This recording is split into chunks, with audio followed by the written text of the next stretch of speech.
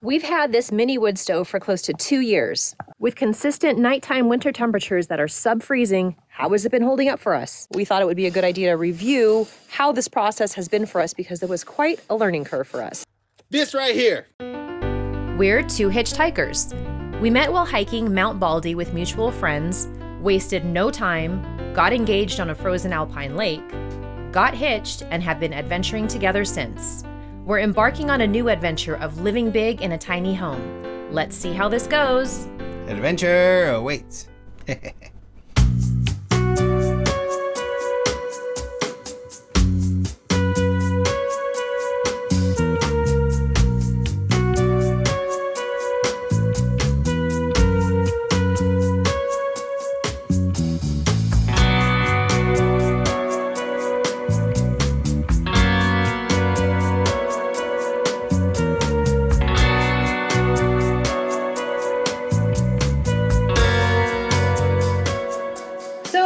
We thought it would be sort of fun this episode to cover how we heat our tiny home. Now, for some reason, people seem to think that because we live in a small home, we're cold. And I don't know why, because having a house is the same as having a house, right? You figure out how to heat it and you heat it accordingly. So we're okay. We're not sure if people seem to think that we live in a tent. We don't live in a tent. We're fully insulated and we have the proper heating and cooling and airflow and circulation. But we thought it would be fun to cover how this actually works for us. Now, we have gone through quite a few iterations of utilizing this mini wood stove. First was the installation. Now, we are in a technical shed that we converted into a tiny home. So the shed has weird barn ceiling angles. That was quite a challenge to get the angle of the flue exiting out of the roof done properly. So how did we find out about these? Well, a lot of van life channels and tiny home channels, a lot of people actually utilize these and they got really good reviews. So we went on the website for Cubic Mini Wood Stove and they're out of Canada. Now they have really high reviews and they're supposed to be very well made, and we have found that they are. We have been so happy with this. No issues at all with the manufacturer, with the company. Their customer service is excellent. But we did have a major issue upon ordering, and that was really user error, not the fault of the company. Now, we were both pretty familiar with lighting a wood stove. However, we had never actually installed one before. So when we ordered the wood stove from the company, they do specify on there what you need, but I think those specifications kind of went over our head. And when we received the order and opened up the box, we got the wood stove, we got the shield, we got the kit for the roof aspect, but we never got this chimney, and that is very important. And the important aspect is it has a 3-inch opening, so there's supposed to be, I think, a 5-inch chimney, which is insulated, and then a 3-inch pipe on the inside. Regardless, we didn't order it, so we had to come up with another solution. Now, the day we installed it was a late October day, and we were expecting snow overnight. And it was already sunset, and we were so far behind with projects, we had to get this up and running because it was going to be sub-freezing that night. And I actually remember being very frustrated with Ruben because he was on the phone with his earmuffs on and he was talking to one of his friends about financial stuff, giving him financial advice. And I was so livid because I'm like, we are going to die tonight. Why are you on the phone? You need to focus on this. We can burn the house down. Anyway, overreacting, but I remember that day very clearly. Now, by that point, we had already taken everything out of the box and we did realize that we were missing the center part. But knowing that we had sub-freezing temperatures, we were like, well, we can't order it from the company in Canada. It's gonna take a week or two to get here. We need it in a day or two. So we thought, well, everybody here uses wood stoves. They have to have a flue that we can get around here. Not a big deal.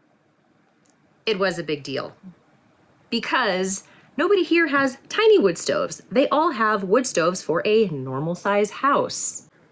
So Ruben had to come up with a makeshift plan that would work, and he did the best he could, but we had some issues with it. This right here was our first attempt when we connected our cubic mini stove to our vent out of the roof. This was our iteration of Bender 1. We later had a Bender 2.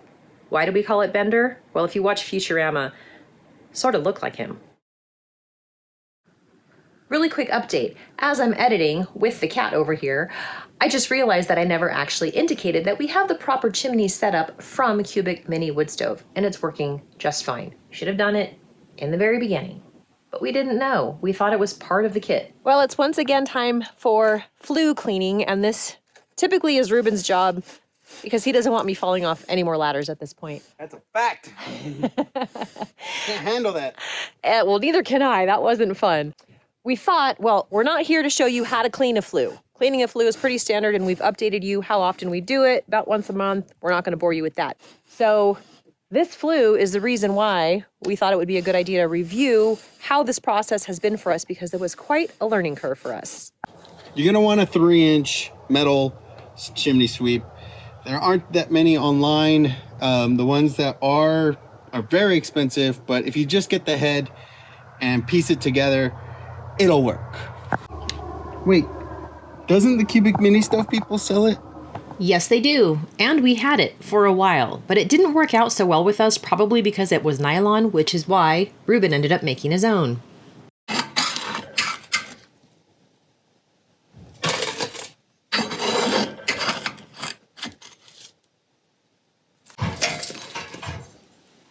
It's very important to actually get these small tools because it makes it easier for you to actually clean the inside of these.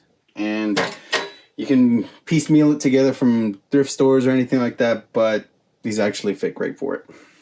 So these little grates right here are a bit of a pain to get out, but it's very necessary to actually get as much of the ash out of the flue. And when it does, it falls down and it falls into these little plates right here, and it builds up to the point to where some of these get blocked off by larger chunks. And so you have to take them out, clean it, and then it'll be a lot better.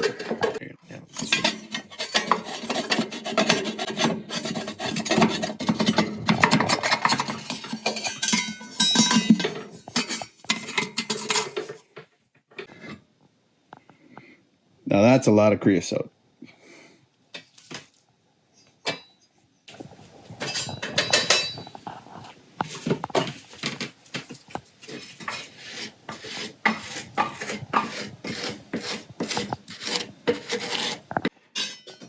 So they had the cub, which is about that much smaller. The cub is actually one cubic foot, correct? I think that's the original. Yes. And this is the Grizzly. But the Grizzly's a little bit larger than the cub, which makes sense. Yes, but for our little tiny home needs, it cooks us out. It does.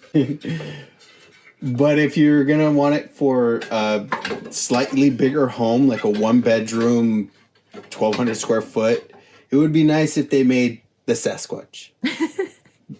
Just a little bit bigger? Just a little bit bigger.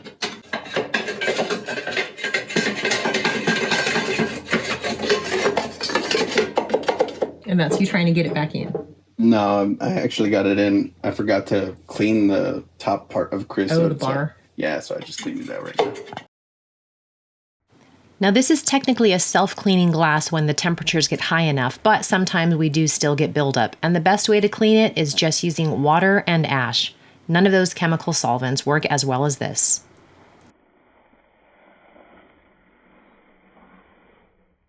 So you're going to light your fire, and the best thing to do is to stack as much kindling in here as you possibly can. Well, not possibly, just reasonably can, so that you get a strong coal embers in the base. And then you get to actually fill it up with the designated size logs that actually fit in here.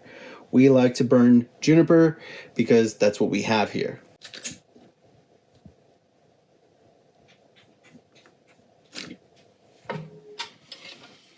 You want to leave this open so that this gets started.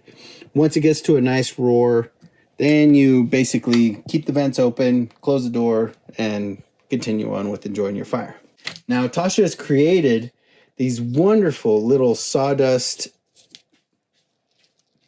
cups that burn very, very cleanly. She actually got beeswax, and when we planed all of these planks on the wall, we actually saved all the sawdust. But Tasha was able to get these little cups and make her own little fire starters. So Cubic Mini Stove actually sells these fire starters. Now these are actually pretty awesome because you can light the candle on both ends. And yeah, they basically do the same thing. We use these when we really want to get the fire started quickly because sometimes it's cold out here. And then also really quickly, just to point out, we have this here. This also came directly from the Cubic Mini Wood Stove Company, and it's specifically sized for these wood stoves. So it's a smaller version of what you would see on the bigger wood stoves.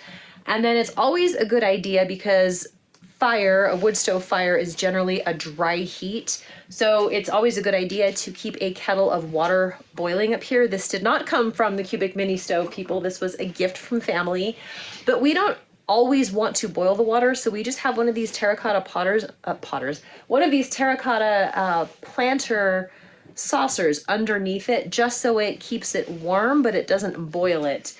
And if we do want to use this for tea or anything like that, then we'll just remove the terracotta little saucer and we'll put this directly on the wood stove and it'll boil water right away.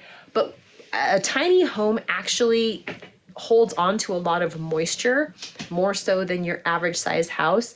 So we find that we don't need this kettle to burn as hot all the time because we really don't need the extra moisture in here. It's more of a convenience to have the hot water when we want it.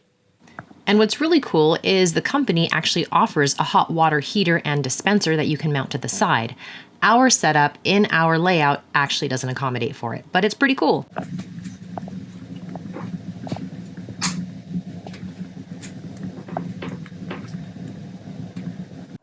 Now, we got a nice little coal bed going on right here. I like to get the coal bed in the middle and then put the larger pieces on the sides, which is really hot.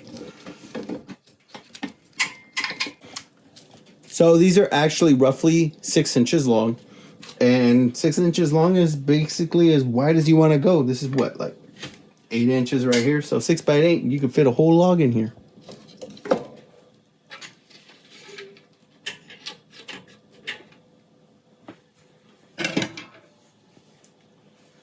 Now on mornings like today, when it's 18 degrees when we get up around 5 o'clock in the morning, but we know it's going to be sunny outside, we don't typically turn on the mini wood stove. So the night before, last night for example, we made sure to stoke this up really well, got it nice and hot, and typically it will burn for between 2 and 4 hours depending on how we stoke it. Last night we knew it would burn for about 4 hours, but then once there's no wood left and it's just ash and a bit of charcoal burning down, this thing still radiates heat for quite a while. So by the time we get up in the morning and it's in the teens outside, we're in the low 50s in here. For example, this morning we were at 52 degrees inside when it was 18 degrees Fahrenheit outside. So I didn't need to light this because we knew it was going to be a very sunny day and we have enough energy coming in from the sun to be able to power our mini split, which is right here.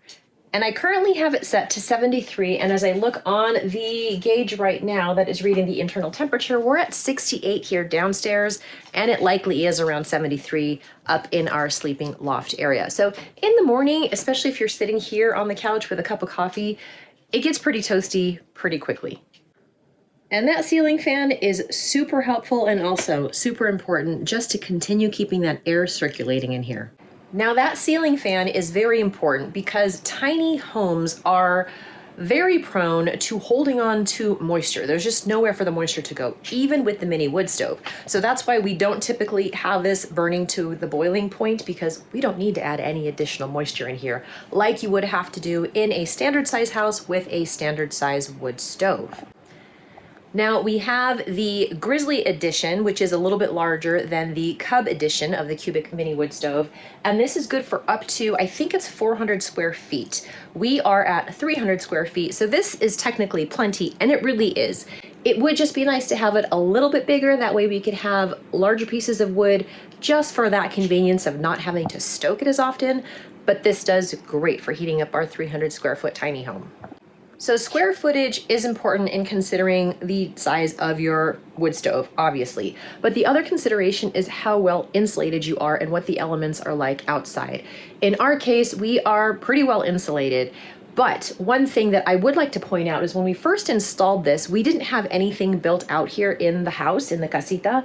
We didn't have the cabinets, we didn't have any of the cupboards, none of this was here. So what happened is the area inside had nowhere to trap any of the cold air that was coming in. So it would get colder in here a lot faster. But now that we have these built-ins, these serve as kind of cold traps. So this area underneath the kitchen counter is cold, the bathroom holds onto cool air, and even the closets. So what we do is we open things up, that way we don't harbor any moisture because we don't want mold to develop. So we like to keep things very aerated, and that is even something of concern under here. So we do keep things open, especially once things start to heat up, and that's just, yeah, just a safety thing. We just want to make sure we don't get any mold. So if you're interested in this Cubic mini wood stove and you head over to their website, they have a ton of accessories, like these tools that are specifically sized for this. We tried to do without them for a year and it was just a hassle, so we're glad we got these.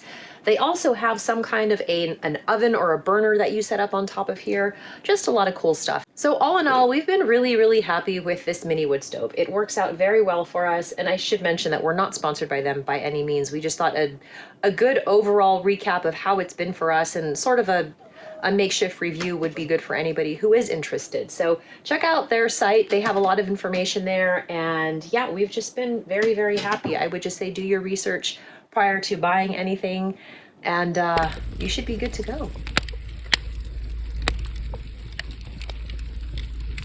Well, family, that wraps up this week's episode. We have a few orders coming in this week, so hopefully we have some exciting progress reports for you next week. Thanks for watching, and see you soon.